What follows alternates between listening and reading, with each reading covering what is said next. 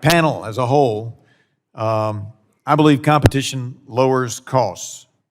Do any of you disagree with me that taking away the ban on physician-owned hospitals would increase competition in some provider markets? And if you do disagree, please raise your hand.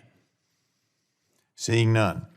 I appreciate that. Well, then the question becomes, do you think there should be more insurance competition or more competition in the insurance market, particularly in light of the fact that many of your companies own huge swaths of healthcare, including pharmacies and mail pharmacies and PBMs?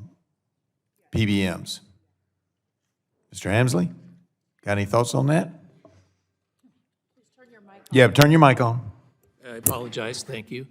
While we think it's already a very competitive market, we are always open to competition. Yeah, the problem I have is, you may have heard in my opening, is that we have issues in my district where we, in the ACA marketplace, only have one provider. So, you know, there's not as much competition. Now, I will now ask, and Mr. Hemsley, you might want to listen as well, but I'm going to ask Mr. Cordani. I'm aware of the issues that you all have had when negotiating rates in my district in Virginia and in East Tennessee. How do you reimburse larger systems versus smaller systems in these poorer, underserved, or rural areas? Mr. Chairman, when you say larger versus smaller systems, hospital systems? Well, yeah, exactly. Each hospital system negotiation is unique.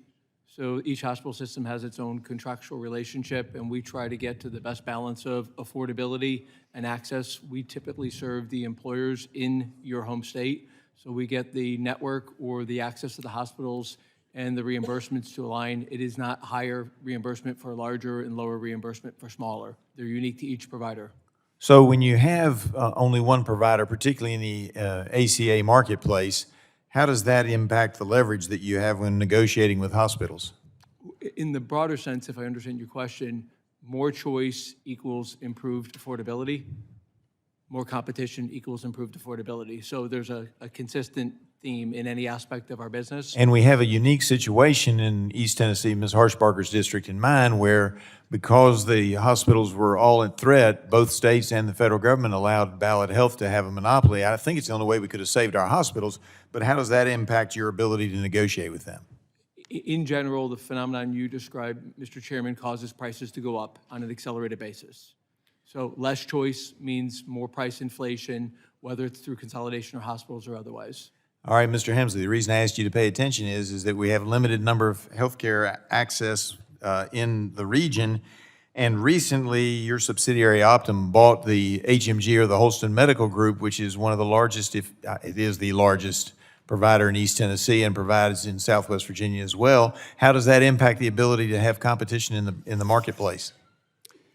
Well, Mr. Chairman, the motivation for that is to drive a value-based care system that's been described by me and others on the panel, to actually get better care, more continuous care, and a better value to individuals. So it really plays into an effort to make sure that there is good resources available, that value-based care can operate and optimize the experience for individuals. All right. And physicians get paid very effectively under value-based care arrangements. All right, and I hate to move everybody along, but we're running out of time.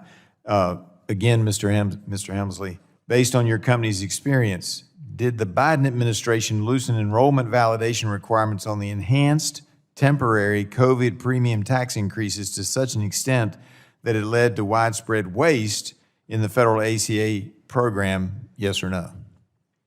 I'm specifically talking about shadow enrollees that you all don't even know who they are. We do believe that there should be a real oversight in terms of the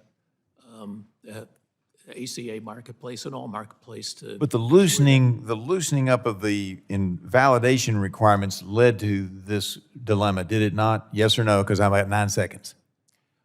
We believe there should be So that's a yes. discipline and oversight. You believe that that led to an increased number of people who are being insured that aren't actually insured? We believe there should be more. All right, I got to yield back and recognize the gentlelady from